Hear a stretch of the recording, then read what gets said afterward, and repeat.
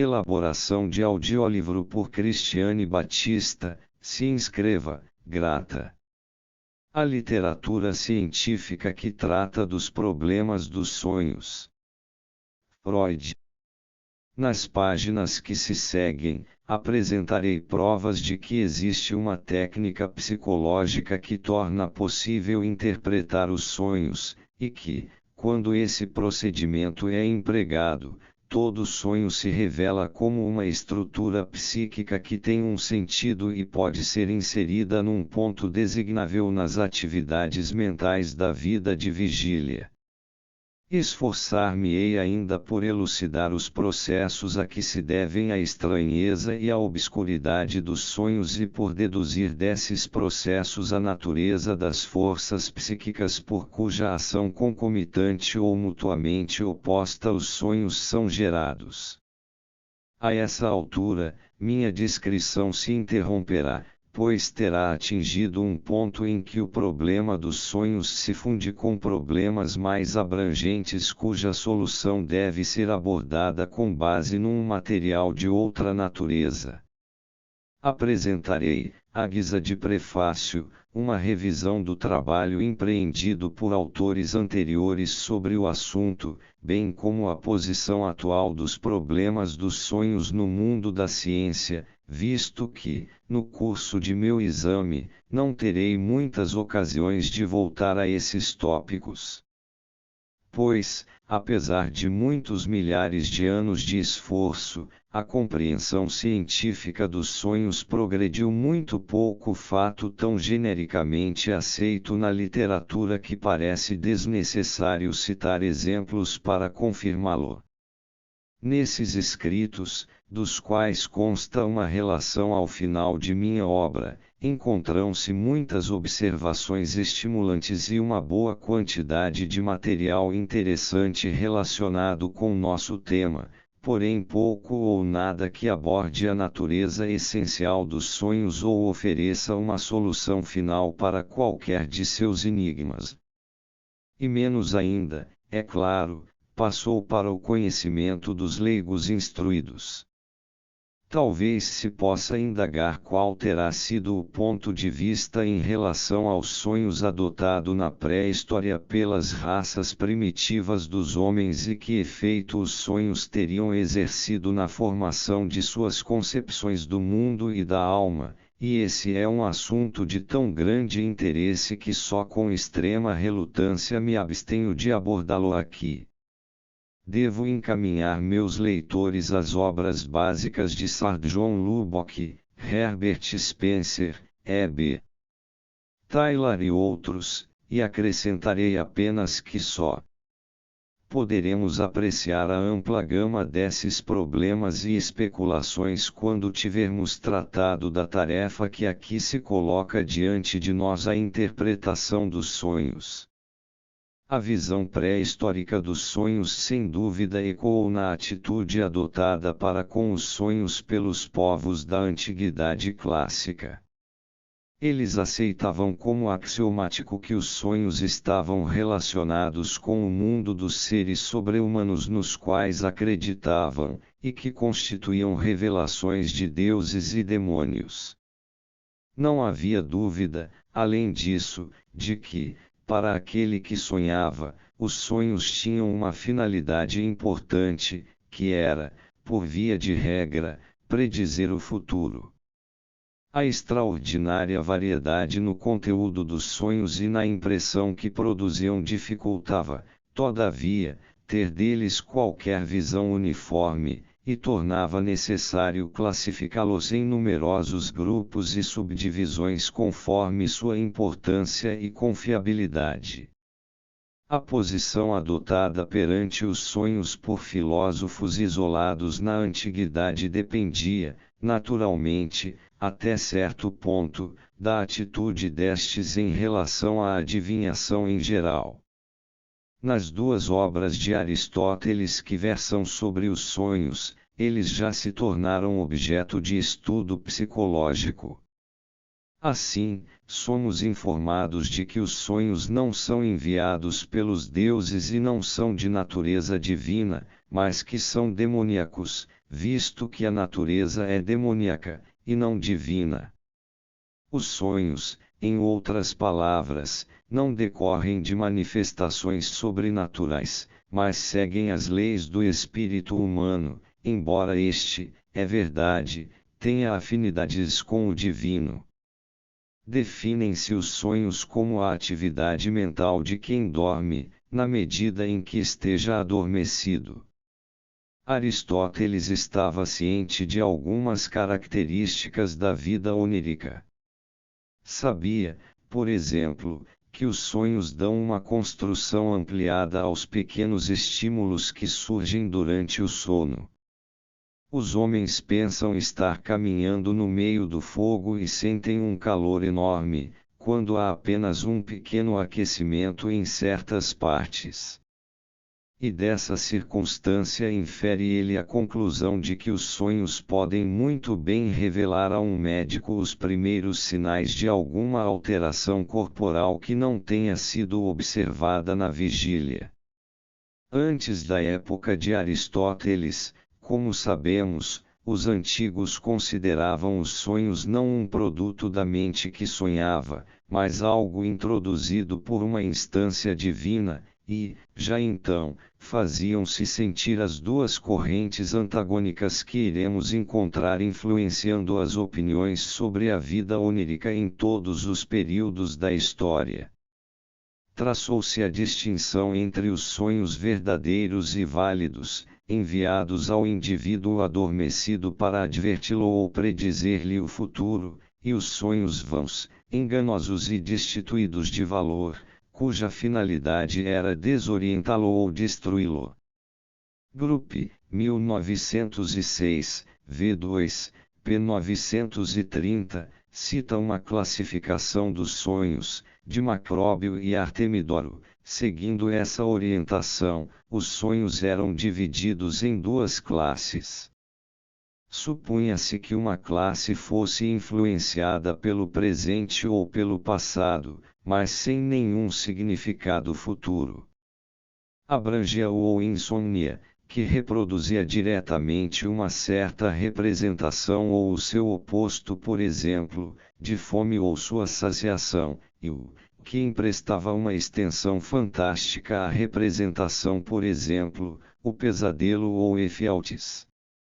A outra classe, ao contrário, supostamente determinava o futuro. Abrangia, 1. Profecias diretas recebidas num sonho, o oraculum. 2. Previsões de algum evento futuro, o ovísio. E 3. Sonhos simbólicos, que precisavam de interpretação, o somnium. Essa teoria persistiu durante muitos séculos. Essa variação no valor que se deveria atribuir aos sonhos estava intimamente relacionada com o problema de interpretá-los. Em geral, esperavam-se importantes consequências dos sonhos. Mas nem todos eles eram imediatamente compreensíveis, e era impossível dizer se um sonho ininteligível em particular não estaria fazendo alguma comunicação importante. Isso proporcionou o incentivo para que se elaborasse um método mediante o qual o conteúdo ininteligível de um sonho pudesse ser substituído por outro, compreensível e significativo. Nos últimos anos da antiguidade, Artemidoro de Daldes foi considerado a maior autoridade na interpretação dos sonhos, e a sobrevivência de sua abrangente obra oneirocrítica deve compensar-nos pela perda dos outros escritos sobre o mesmo assunto. 4. A visão pré-científica dos sonhos adotada pelos povos da antiguidade estava, por certo, em completa harmonia com sua visão do universo em geral, que os levou a projetar no mundo exterior, como se fossem realidades, coisas que de fato só gozavam de realidade dentro de suas próprias mentes. Além disso, seu ponto de vista sobre os sonhos levava em conta a principal impressão produzida na mente desperta, pela manhã, pelo que resta de um sonho na memória, uma impressão de algo estranho, advindo de outro mundo e contrastando com os demais conteúdos da mente. A propósito, seria um erro supor que a teoria da origem sobrenatural dos sonhos está desprovida de defensores em nossos próprios dias. Podemos deixar de lado os escritores queralas e místicos, que de fato estão perfeitamente justificados em permanecer ocupados com o que restou do outrora amplo domínio do sobrenatural enquanto esse campo não é conquistado pela explicação científica. Mas, além deles, depara-se com homens de visão esclarecida, sem quaisquer ideias extravagantes, que procuram justificar sua fé religiosa na existência e na atividade de forças espirituais sobre-humanas precisamente pela natureza inexplicável dos fenômenos dos sonhos. C.F. Hafner, 1887. A alta estima em que é tida a vida onírica por algumas escolas de filosofia, pelos seguidores de Schelling, 5 por exemplo, é nitidamente um eco da natureza divina dos sonhos que era incontestada na antiguidade. Tampouco chegaram ao fim os debates acerca do caráter premonitório dos sonhos e de seu poder de predizer o futuro, pois as tentativas de dar uma explicação psicológica têm sido insuficientes para cobrir o material coletado, por mais decididamente que as simpatias dos que são dotados de espírito científico se inclinem contra a aceitação de tais crenças. É difícil escrever uma história do estudo científico dos problemas dos sonhos porque, por mais valioso que tenha sido esse estudo em alguns pontos, não se pode traçar nenhuma linha de progresso em qualquer direção específica. Não se lançou nenhum fundamento de descobertas seguras no qual um pesquisador posterior pudesse edificar algo, ao contrário, cada novo autor examina os mesmos problemas de novo e recomeça, por assim dizer, do início. Se eu tentasse relacionar em ordem cronológica aqueles que têm escrito sobre o assunto e apresentasse um resumo de seus pontos de vista sobre os problemas dos sonhos, teria de abandonar qualquer esperança de apresentar um quadro geral abrangente do atual estado dos conhecimentos sobre o assunto. Optei, portanto, por estruturar meu relato de acordo com tópicos, e não com autores, e à medida que for levantando cada problema relacionado com o sonho, apresentarei qualquer material que a literatura contenha para sua solução. Visto, contudo, ter-me sido impossível englobar toda a literatura sobre o tema, amplamente dispersa como é e invadindo muitos outros campos, sou compelido a pedir a meus leitores que se deem por satisfeitos desde que nenhum fato fundamental ou ponto de vista importante sejam deixados de lado em minha descrição.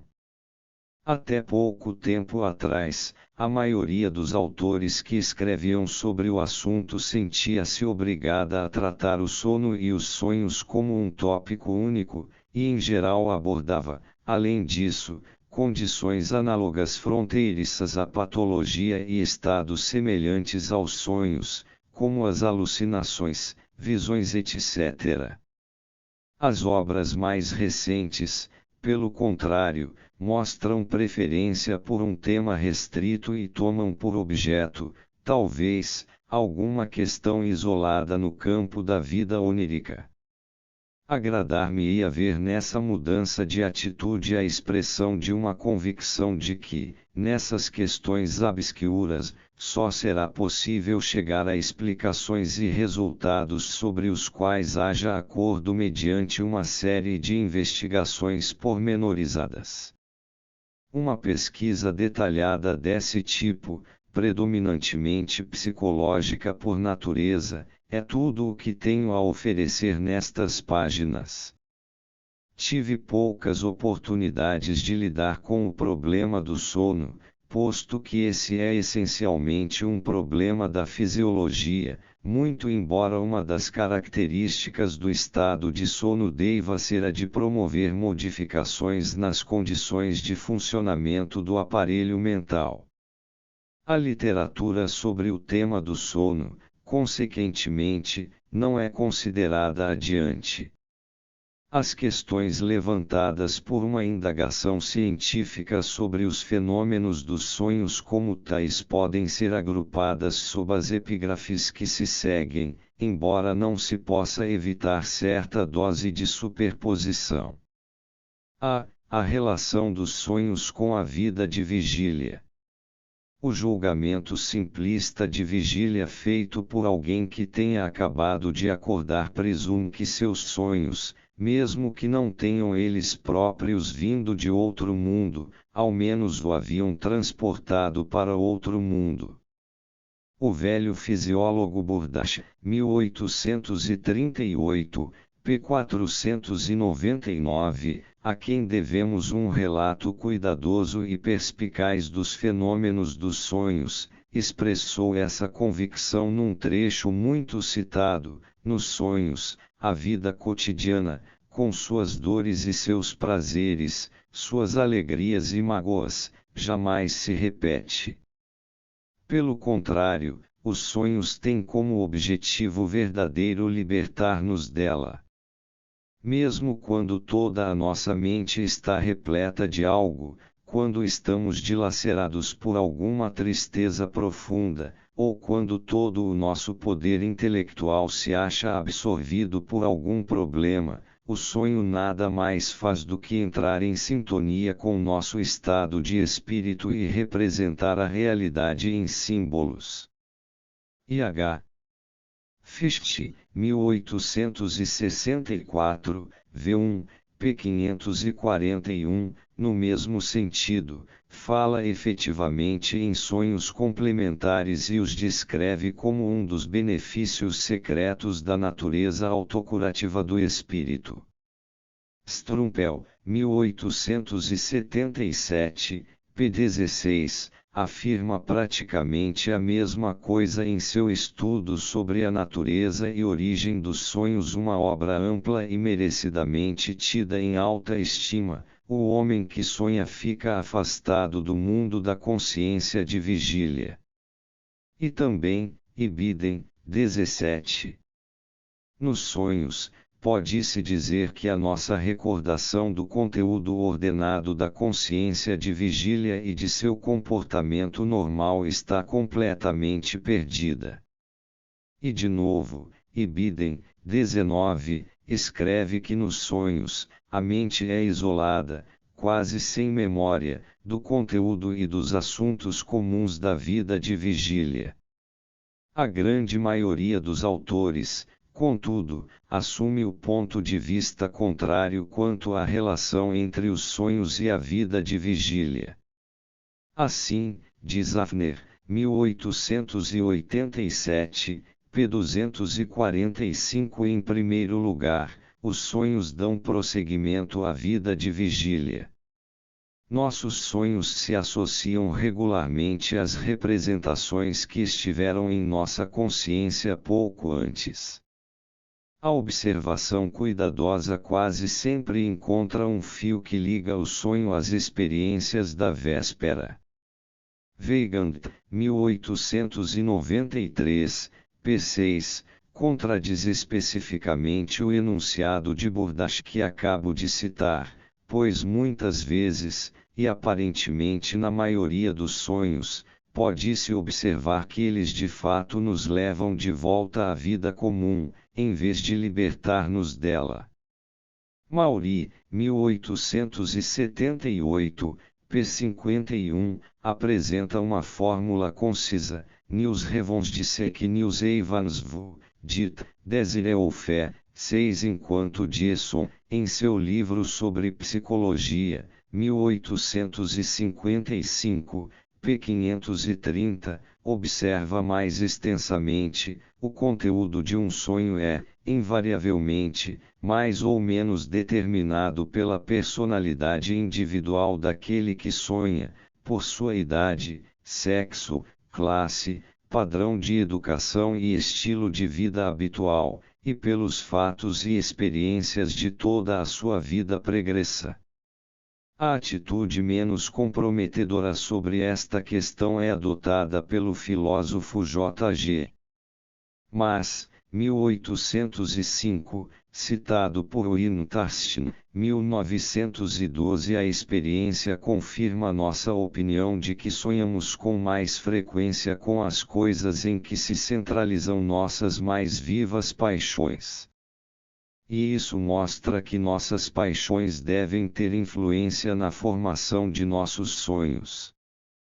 O homem ambicioso sonha com os lauréis que conquistou, ou imagina ter conquistado, ou com aqueles que ainda tem de conquistar. Já o apaixonado se ocupa, em seus sonhos, com o objeto de suas doces esperanças.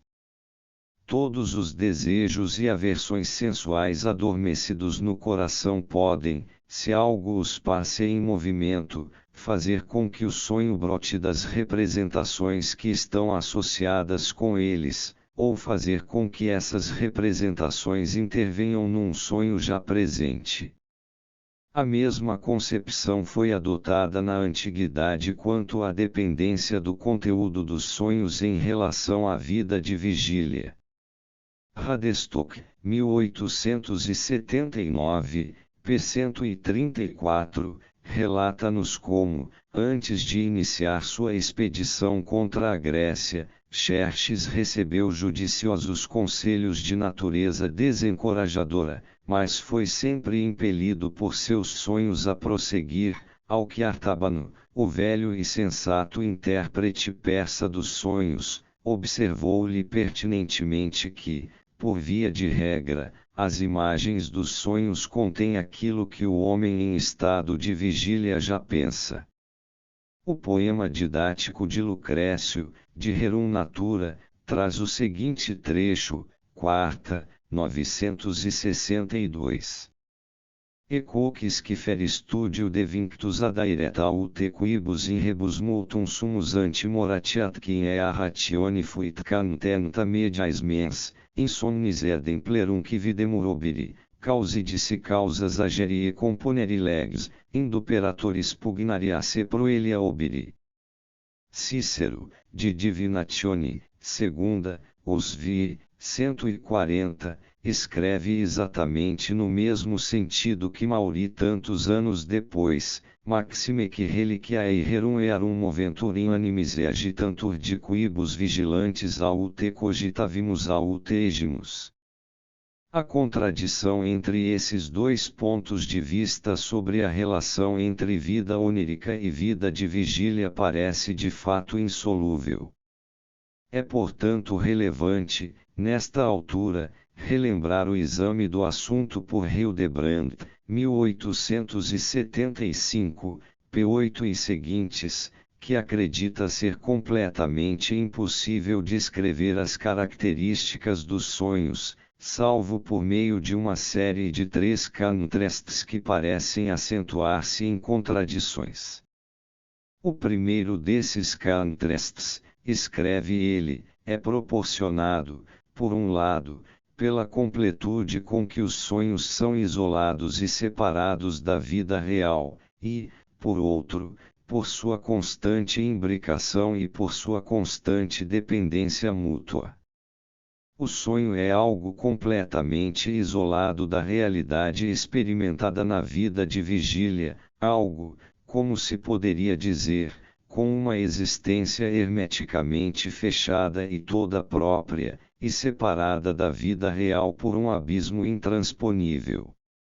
Ele nos liberta da realidade, extingue nossa lembrança normal dela, e nos situa em outro mundo e numa história de vida inteiramente diversa, que, em essência, nada tem a ver com a nossa história real. Hildebrand prossegue demonstrando como, ao adormecermos, todo o nosso ser, com todas as suas formas de existência, desaparece, por assim dizer, por um alçapão invisível. Então, talvez o sonhador empreenda uma viagem marítima até Santa Helena para oferecer a Napoleão, que ali se encontra prisioneiro, uma barganha primorosa em vinhos do Mosela. É recebido com extrema afabilidade pelo ex-imperador e chega quase a lamentar-se quando acorda e sua curiosa ilusão é destruída. Mas comparemos a situação do sonho, prossegue Hildebrand, com a realidade. O sonhador nunca foi negociante de vinhos, nem jamais desejou sê-lo. Nunca fez uma viagem marítima e, se o fizesse, Santa Helena seria o último lugar do mundo que escolheria para visitar. Não nutre nenhum sentimento de simpatia para com Napoleão, mas, ao contrário, um violento ódio patriótico. Além disso tudo, nem sequer era nascido quando Napoleão morreu na ilha, de modo que ter quaisquer relações pessoais com ele estaria além dos limites da possibilidade. Assim, a experiência onírica parece algo estranho, inserido entre duas partes da vida perfeitamente contínuas e compatíveis entre si. E contudo, continua Hildebrand, o que parece ser o contrário disso é igualmente verdadeiro e correto. Apesar de tudo, o mais íntimo dos relacionamentos caminha de mãos dadas, creio eu, com o isolamento e a separação. Podemos mesmo dizer que o que quer que os sonhos ofereçam, seu material é retirado da realidade e da vida intelectual que gira em torno dessa realidade. Quaisquer que sejam os estranhos resultados que obtenham, eles nunca podem de fato libertar-se do mundo real, e tanto suas estruturas mais sublimes como também as mais ridículas devem sempre tomar de empréstimo seu material básico, seja do que ocorreu perante nossos olhos no mundo dos sentidos, seja do que já encontrou lugar em algum ponto do curso de nossos pensamentos de vigília, em outras palavras, do que já experimentamos, externa ou internamente. O material dos sonhos, a memória nos sonhos. Todo o material que compõe o conteúdo de um sonho é derivado, de algum modo, da experiência, ou seja, foi reproduzido ou lembrado no sonho, ao menos isso podemos considerar fato indiscutível. Mas seria um erro supor que uma ligação dessa natureza entre o conteúdo de um sonho e a realidade esteja destinada a vir à luz facilmente, como resultado imediato da comparação entre ambos. É preciso, pelo contrário, procurar diligentemente a ligação, e em inúmeros casos ela pode permanecer oculta por muito tempo. A razão disso está em diversas peculiaridades exibidas pela faculdade da memória nos sonhos e que, embora observadas com frequência, até hoje têm resistido à explicação. Vale a pena examinar essas características mais de perto. É possível que surja, no conteúdo de um sonho, um material que, no estado de vigília, não reconheçamos como parte de nosso conhecimento ou de nossa experiência. Lembramo-nos, naturalmente, de ter sonhado com a coisa em questão, mas não conseguimos lembrar se, ou quando, a experimentamos na vida real. Ficamos assim em dúvida quanto à fonte a que recorreu o sonho e sentimos-nos tentados a crer que os sonhos possuem uma capacidade de produção independente. Então, finalmente, muitas vezes após um longo intervalo, alguma nova experiência relembra a recordação perdida do outro acontecimento e, ao mesmo tempo, revela a fonte do sonho. Somos assim levados a admitir que, no sonho, sabíamos e nos recordávamos de algo que estava além do alcance de nossa memória de vigília. Um exemplo particularmente impressionante disso é fornecido por Delboeuf a partir de sua própria experiência.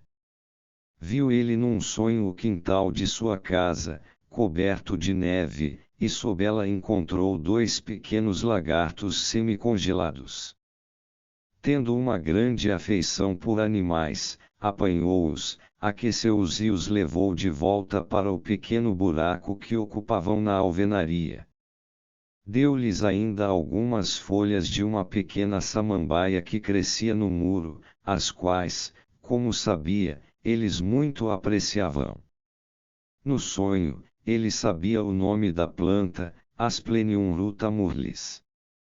O sonho prosseguiu e, após uma digressão, voltou aos lagartos. Delboeuf viu então, para sua surpresa, 2 outros lagartos que se ocupavam dos restos da samambaia. Depois, olhou ao redor e viu um quinto e a seguir um 6º lagarto, que se dirigiam para o buraco no muro, até que toda a estrada fervilhava com uma procissão de lagartos, todos se movimentando na mesma direção, e assim por diante. Quando desperto, Delboeuf sabia os nomes em latim de pouquíssimas plantas, e Asplenium não estava entre eles. Para sua grande surpresa, pôde confirmar o fato de que realmente existe uma samambaia com esse nome. Sua denominação correta é Asplenium rutamuraria, que fora ligeiramente deturpada no sonho. Isso dificilmente poderia ser uma coincidência, e, para Delboeuf, continuou a ser um mistério o modo como viera a conhecer o nome Asplenium no sonho. O sonho ocorreu em 1862. 16 anos depois, quando o filósofo visitava um de seus amigos, viu um pequeno álbum de flores prensadas, do tipo dos que são vendidos aos estrangeiros como lembrança em algumas partes da Suíça. Começou então a recordar-se de algo, abriu o herbário, encontrou a Asplenium de seu sonho e viu o nome em latim, escrito por seu próprio punho, abaixo da planta. Os fatos podiam agora ser verificados. Em 1860, 2 anos antes do sonho com os lagartos, uma irmã desse mesmo amigo, em viagem de lua de mel, fizera uma visita a Delboeuf. Trazia consigo o álbum, que seria um presente dela ao irmão, e Delboeuf deu-se ao trabalho de escrever sob cada planta seca o nome em latim, ditado por um botânico. Um feliz acaso, que tornou esse exemplo tão digno de ser recordado, permitiu a Delboeuf rastrear mais uma parte do conteúdo do sonho até sua fonte esquecida. Um belo dia, em 1877, aconteceu-lhe pegar um velho volume de um periódico ilustrado e nele encontrar uma fotografia de toda a procissão de lagartos com que sonhara em 1862. O volume trazia a data de 1861, e Delboeuf se lembrava de ter sido assinante da publicação desde seu primeiro número. O fato de os sonhos terem sob seu comando lembranças que são inacessíveis na vida de vigília é tão notável, e de tal importância teórica, que eu gostaria de chamar ainda mais atenção para ele, relatando mais alguns sonhos hipermnésicos. Maury conta-nos como, por algum tempo, a palavra Mussidan volta e meia surgia em sua mente durante o dia. Nada sabia a respeito dela, a não ser que era o nome de uma pequena cidade da França. Certa noite, sonhou que conversava com alguém que lhe dizia ter vindo de Mussidan, e que, ao lhe perguntarem onde ficava isso, respondia ser uma pequena cidade do departamento de Dordogne. Ao acordar, Maury não nutria nenhuma crença na informação que lhe fora transmitida no sonho, soube por um jornaleiro, contudo, que era perfeitamente correta. Nesse caso, a realidade do conhecimento superior do sonho foi confirmada, mas não se descobriu a fonte esquecida desse conhecimento. Diesson, 1855, p. 551, relata um fato muito semelhante num sonho datado de época mais remota. A essa classe pertence, entre outros, um sonho do velho Scaliger, citado por Eningues, 1784, p. 300, que escreveu um poema em louvor dos homens famosos de Verona. Um homem chamado Brugnolos apareceu-lhe num sonho e se queixou de ter sido desprezado. Embora Scaliger não conseguisse lembrar-se de ter ouvido falar dele, escreveu alguns versos a seu respeito. Seu filho soube posteriormente, em Verona, que alguém chamado Brugnolos de fato fora ali famoso como crítico. O Marquês de Hervey de Saint-Denis, citado por Vachidi, 1911, p. 232 e seguinte, descreve um sonho hipermnésico que tem uma peculiaridade especial, pois foi seguido de outro que completou o reconhecimento do que, de início, era uma lembrança não identificada. Certa feita, sonhei com uma jovem de cabelos dourados, a quem vi conversando com minha irmã enquanto lhe mostrava um bordado. Ela me pareceu muito familiar no sonho e pensei já tê-la visto muitas vezes. Depois que acordei, ainda tinha seu rosto muito nitidamente diante de mim, mas era totalmente incapaz de reconhecê-lo. Voltei a dormir e a mesma imagem onírica se repetiu. Mas, nesse segundo sonho, falei com a dama de cabelos louros e perguntei-lhe se já não tivera o prazer de encontrá-la antes, em algum lugar. É claro, respondeu ela, não se lembra da plage em Pornic. Despertei imediatamente e pude então recordar-me com clareza de todos os pormenores associados com a atraente visão do sonho. O mesmo autor, também citado por Vachidi, Ibidem, pp. 233-4, conta como um músico seu conhecido ouviu num sonho, certa vez, uma melodia que lhe pareceu inteiramente nova. Só muitos anos depois foi que ele encontrou a mesma melodia numa velha coleção de peças musicais, embora ainda assim não pudesse recordar-se de tê-la examinado algum dia. Sei que Myers publicou toda uma coletânea de sonhos hipermnésicos dessa natureza nas atas da Sociedade de Pesquisas Psíquicas, mas, infelizmente, não tenho acesso a elas. Ninguém que se ocupe de sonhos pode, creio eu, deixar de descobrir que é fato muito comum um sonho dar mostras de conhecimentos e lembranças que o sujeito, em estado de vigília, não está ciente de possuir. Em meu trabalho psicanalítico com pacientes nervosos, do qual falarei mais adiante, tenho condições, várias vezes por semana, de provar aos pacientes, com base em seus sonhos, que eles de fato estão bem familiarizados com citações, palavras obscenas etc., e que as utilizam em seus sonhos, embora as tenham esquecido em sua vida de vigília. Acrescentei mais um caso inocente de hipermnésia num sonho, em vista da grande facilidade com que foi possível descobrir a fonte do conhecimento acessível apenas no sonho. Um de meus pacientes, no decurso de um sonho bastante prolongado, sonhou que pedira um contusóvica quando se encontrava num café. Depois de me contar isso, perguntou-me o que era um contusóvica, pois nunca ouvira esse nome.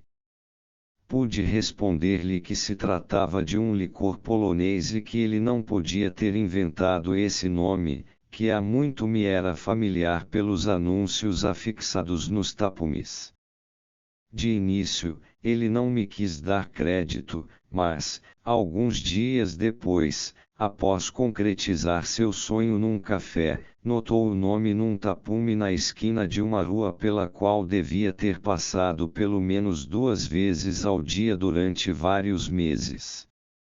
Eu mesmo já observei, em relação aos meus próprios sonhos, até que ponto é uma questão de acaso descobrir-se ou não a fonte dos elementos específicos de um sonho.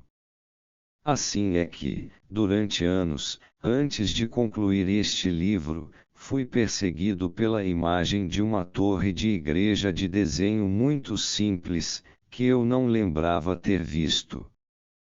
E então, de súbito, reconheci-a com absoluta certeza numa pequena estação da linha férrea entre Salzburgo e Reichenau.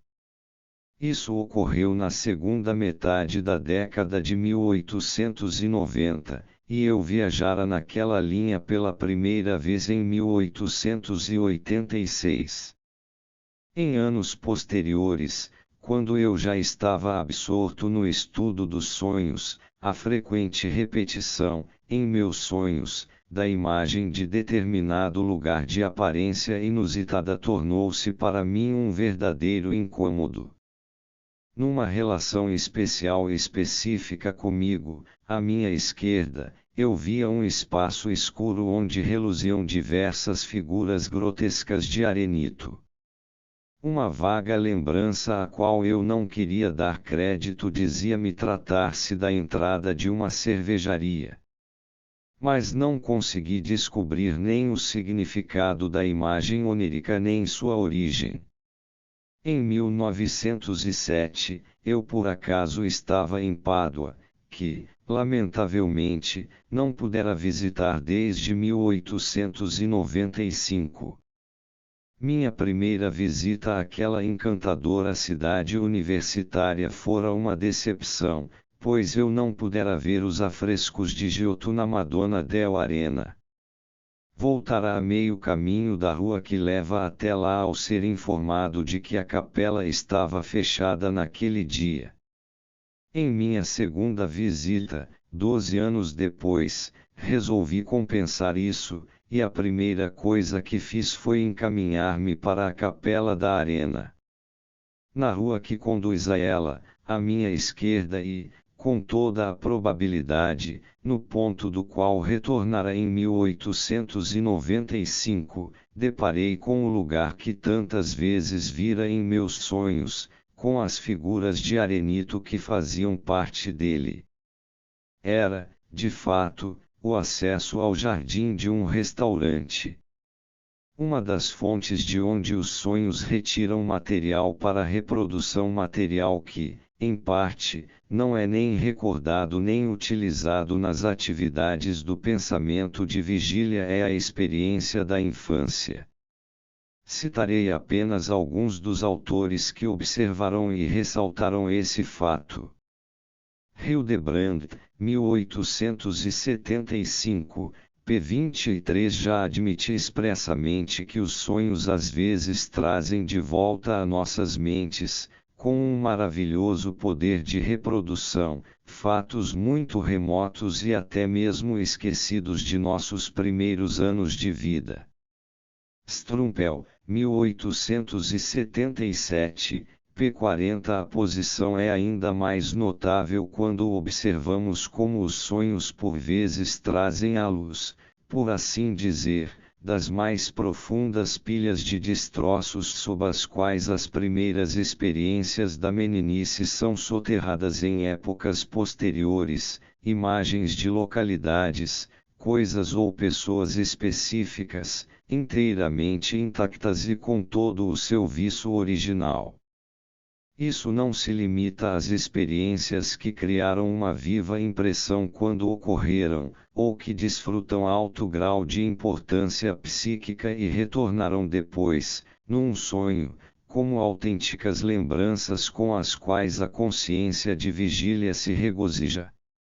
Ao contrário, as profundezas da memória, nos sonhos, também incluem imagens de pessoas, coisas, localidades e fatos que datam dos mais remotos tempos, que nunca tiveram nenhuma importância psíquica ou mais que um pálido grau de nitidez ou que há muito perderam o que teriam possuído de uma coisa ou de outra, e que, por conseguinte, parecem inteiramente estranhos e desconhecidos tanto para a mente que sonha quanto para a mente em estado de vigília, até que sua origem mais remota tenha sido descoberta. Volkelt, 1875, p. 119. É especialmente notável a facilidade com que as recordações da infância e da juventude aparecem nos sonhos. Os sonhos continuamente nos relembram coisas em que deixamos de pensar e que há muito deixaram de ser importantes para nós.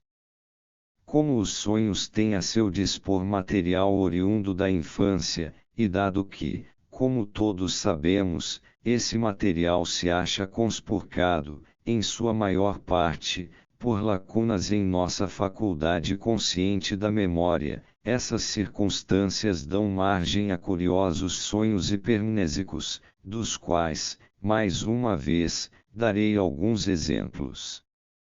Maury, 1878, p. 92, relata como, quando criança, ia frequentemente de Moore, que era sua terra natal, à aldeia vizinha de Triport, onde o pai supervisionava a construção de uma ponte. Certa noite, num sonho, ele se viu em Triport e, mais uma vez, brincava na rua da aldeia. Um homem, envergando uma espécie de uniforme, dirigiu-se a ele. Maury perguntou-lhe como se chamava e ele respondeu que seu nome era C, e que era vigia da ponte. Maury despertou com um sentimento de ceticismo quanto à exatidão da lembrança, e perguntou a uma velha empregada, que estava com ele desde sua infância, se ela conseguia recordar-se de um homem com aquele nome. Mas é claro, foi a resposta. Ele era o vigia da ponte quando seu pai a estava construindo. Maury, Ibidem, pp. 143-4, fornece outro exemplo igualmente bem corroborado da exatidão de uma lembrança da infância surgida num sonho. O sonho ocorreu a um certo Monsieur F., que, quando criança, vivera em Montbrison. 25 anos depois de partir dali, resolveu rever a cidade natal e alguns amigos da família que não encontrara desde então. Na noite que precedeu sua partida, sonhou que já estava em Montbrison e que, perto da cidade, encontrava um cavalheiro a quem não conhecia de vista, mas que lhe dizia ser Monsieur T., um amigo de seu pai. Monsieur F. sabia que, quando criança, conhecerá alguém com aquele nome, mas, em seu estado de vigília, não se lembrava mais da aparência dele. Passados alguns dias, chegou realmente a Montbrison, achou o local que no sonho lhe parecera desconhecido, e ali encontrou um cavalheiro que reconheceu imediatamente como o Monsieur T. do sonho. A pessoa real, contudo, aparentava ser muito mais velha do que parecera no sonho. Nesse ponto, posso mencionar um sonho que eu mesmo tive, no qual o que tinha de ser reconstituído não era uma impressão, mas uma ligação. Sonhei com alguém que, no sonho, eu sabia ser o médico de minha cidade natal. Seu rosto era indistinto, mas se confundia com a imagem de um dos professores da minha escola secundária, com quem ainda me encontro ocasionalmente. Quando acordei, não conseguia descobrir que ligação haveria entre esses dois homens. Entretanto, fiz à minha mãe algumas perguntas sobre esse médico que remontava aos primeiros anos de minha infância, e soube que ele tinha apenas um olho. O professor cuja fisionomia se sobrepusera à do médico no sonho também só tinha uma vista. Fazia 38 anos que eu vira o médico pela última vez e, ao que eu saiba, nunca pensara nele em minha vida de vigília, embora uma cicatriz em meu queixo pudesse ter me feito recordar suas atenções para comigo. Diversos autores, por outro lado, asseveram que na maioria dos sonhos se encontram elementos derivados dos últimos dias antes de sua ocorrência, e isso parece ser uma tentativa de contrabalançar a excessiva ênfase dada ao papel desempenhado na vida onírica pelas experiências da infância. Assim, Robert, 1886, p. 46, declara que os sonhos normais, de modo geral, dizem respeito apenas às impressões dos últimos dias. Verificaremos, porém, que a teoria dos sonhos elaborada por Robert torna-lhe essencial destacar as impressões mais recentes, deixando de fora as mais antigas. Não obstante, sua afirmação permanece correta, como posso confirmar por minhas próprias pesquisas.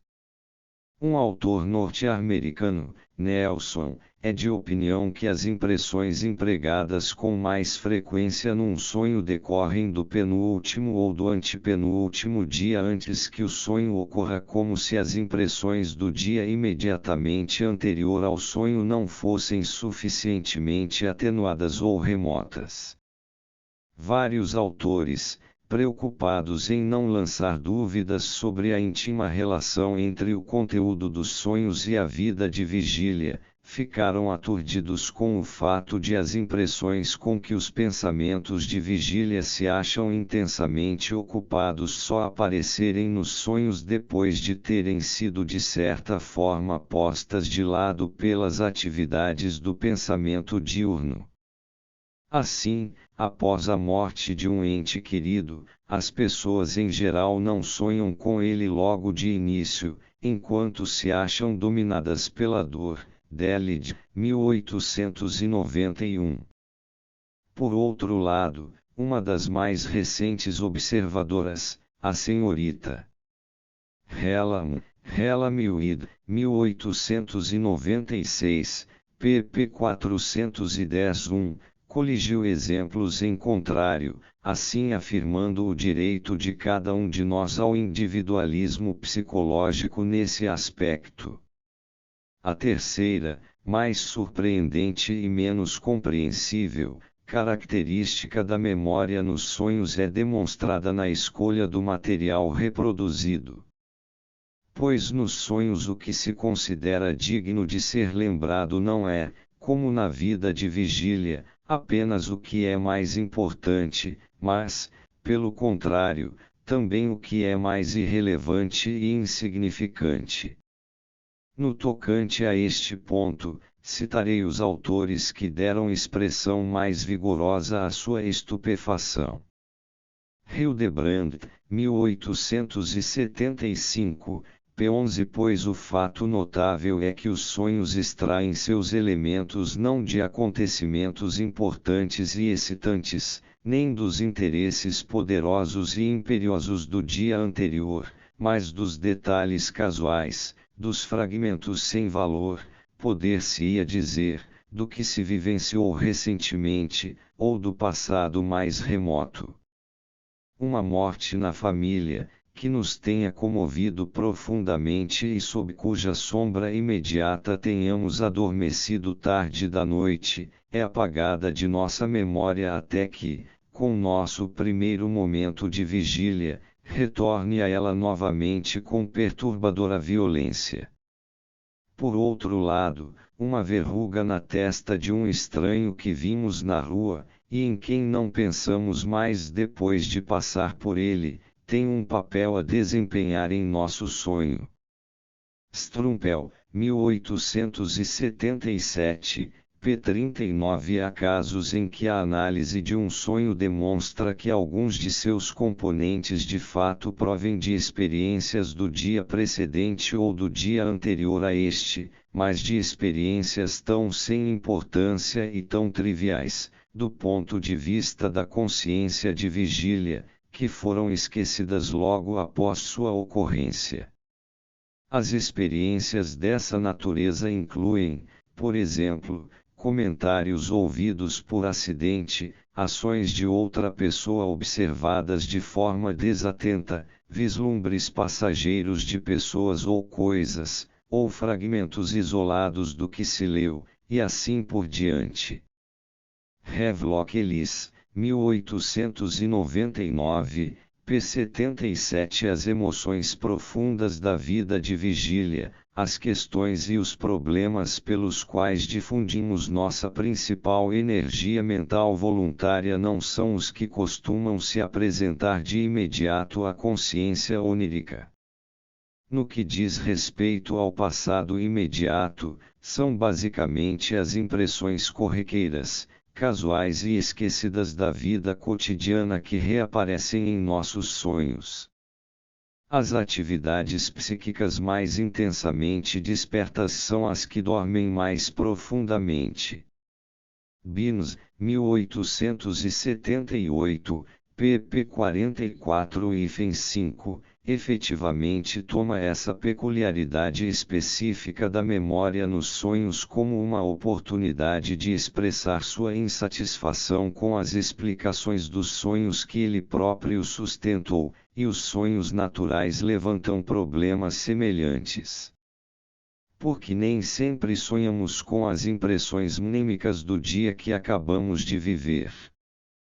Porque, muitas vezes, sem nenhum motivo aparente, mergulhamos, em vez disso, no passado remoto e quase extinto. Porque a consciência, nos sonhos, recebe com tanta frequência a impressão de imagens mnêmicas indiferentes, enquanto as células cerebrais, justamente onde trazem as marcas mais sensíveis do que se experimentou, permanecem, em sua maioria, silenciosas e inertes, a menos que tenham sido incitadas a uma nova atividade pouco antes, durante a vida de vigília. É fácil perceber como a notável preferência demonstrada pela memória, nos sonhos, por elementos indiferentes e consequentemente despercebidos da experiência de vigília está fadada a levar as pessoas a desprezarem, de modo geral, a dependência que os sonhos têm da vida de vigília, e a dificultar, em qualquer caso específico, a comprovação dessa dependência. Assim, a senhorita Wheaton Collins, 1893, p. 315, em seu estudo estatístico de seus próprios sonhos e dos de seu colaborador, verificou que em 11% do total não havia nenhuma conexão visível com a vida de vigília. Hildebrand, 1875, sem dúvida está certo ao afirmar que seríamos capazes de explicar a gênese de todas as imagens oníricas se dedicássemos tempo e empenho suficientes à investigação de sua origem. Ele se refere a isso como uma tarefa extremamente trabalhosa e ingrata. Pois, em geral, termina por desenterrar dos cantos mais remotos da memória toda espécie de eventos psíquicos totalmente sem valor e por arrastar à luz, mais uma vez, do esquecimento em que fora mergulhado talvez na primeira hora após sua ocorrência, toda espécie de momento completamente irrelevante do passado. Só posso lamentar que esse autor de aguda visão tenha desistido de seguir a trilha que teve esse começo inauspicioso. Se a tivesse seguido, ela o teria levado ao próprio cerne da explicação dos sonhos. O modo como a memória se comporta nos sonhos é, sem sombra de dúvida, da maior importância para qualquer teoria da memória em geral. Ele nos ensina que nada que tenhamos possuído mentalmente uma vez pode se perder inteiramente. Schultz, 1887, p. 59, ou, como exprime Delboeuf, que tout impression, même la plus insignifiante, laisse 3 inalterable, indefiniment susceptible de reparaitre au jour. 10. Essa é uma conclusão a que também somos levados por muitos fenômenos patológicos da vida mental. Certas teorias sobre os sonhos, que mencionaremos adiante, procuram explicar seu absurdo e sua incoerência por meio de um esquecimento parcial do que sabemos durante o dia. Se levamos em conta a extraordinária eficiência que acabamos de ver exibida pela memória nos sonhos, temos uma vívida noção da contradição que essas teorias envolvem. Talvez nos ocorra que o fenômeno do sonhar possa ser inteiramente reduzido ao da memória. Os sonhos, poder-se-ia supor, são a manifestação de uma atividade reprodutiva que é exercida mesmo durante a noite e que constitui um fim em si mesma. Isso se coadunaria com afirmações como as que foram formuladas por Pilkes, 1899, segundo as quais existe uma relação fixa observável entre o momento em que um sonho ocorre e seu conteúdo, sendo as impressões do passado mais remoto reproduzidas nos sonhos durante o sono profundo, enquanto as impressões mais recentes surgem ao amanhecer. Mas tais pontos de vista são intrinsecamente improváveis, tendo-se em consideração a maneira como os sonhos lidam com o material a ser lembrado. Strumpel frisa, com razão, que os sonhos não reproduzem experiências. Eles dão um passo à frente, mas o próximo passo da sequência é omitido, ou aparece de forma alterada, ou é substituído por algo inteiramente estranho. Os sonhos não produzem mais do que fragmentos de reproduções, e isso constitui uma regra tão geral que nela é possível basear conclusões teóricas. É verdade que existem casos excepcionais em que um sonho repete uma experiência tão completamente quanto está ao alcance de nossa memória de vigília. Delboeuf conta-nos como um de seus colegas da universidade teve um sonho que reproduzia, em todos os detalhes, um perigoso acidente de carruagem que ele sofrera, do qual escapou quase por milagre. A senhorita Collins, 1893, menciona 2 sonhos cujo conteúdo foi uma reprodução exata de um acontecimento do dia anterior, e eu mesmo terei oportunidade, mais adiante, de relatar um exemplo por mim observado de uma experiência infantil que reapareceu num sonho sem qualquer modificação. C. Os estímulos e as fontes dos sonhos. Há um ditado popular que diz que os sonhos são uma consequência da indigestão, e isso nos ajuda a entender o que se pretende dizer com estímulos e fontes dos sonhos. Por trás desses conceitos há uma teoria segundo a qual os sonhos são o resultado de uma perturbação do sono. Não teríamos um sonho a menos que algo de perturbador acontecesse durante nosso sono, e o sonho seria uma reação a essa perturbação. Os debates sobre as causas estimuladoras dos sonhos ocupam um espaço muito amplo na literatura sobre o assunto. Obviamente, esse problema só poderia surgir depois de os sonhos se terem tornado alvo de pesquisas biológicas.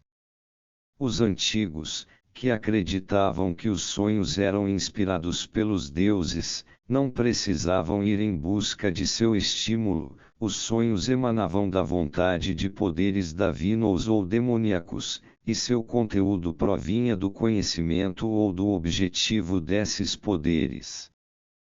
A ciência foi imediatamente confrontada com a questão de determinar se o estímulo ao sonho era sempre o mesmo ou se haveria muitos desses estímulos, e isso envolvia a questão de a explicação das causas dos sonhos se enquadrar no domínio da psicologia ou, antes, no da fisiologia. A maioria das autoridades parece concordar na suposição de que as causas que perturbam o sono, isto é, as fontes dos sonhos, podem ser de muitas espécies, e que tanto os estímulos somáticos quanto as excitações mentais podem vir a atuar como instigadores dos sonhos. As opiniões diferem amplamente, contudo, na preferência demonstrada por uma ou outra fonte dos sonhos e na ordem de importância atribuída a elas como fatores na produção dos sonhos. Qualquer enumeração completa das fontes dos sonhos leva ao reconhecimento de 4 tipos de fonte, e estes também têm sido utilizados para a classificação dos próprios sonhos. São eles: 1. Estímulos sensoriais externos, objetivos. 2. Estímulos sensoriais internos, subjetivos. 3. Estímulos somáticos internos, orgânicos. E 4. Fontes de estimulação puramente psíquicas.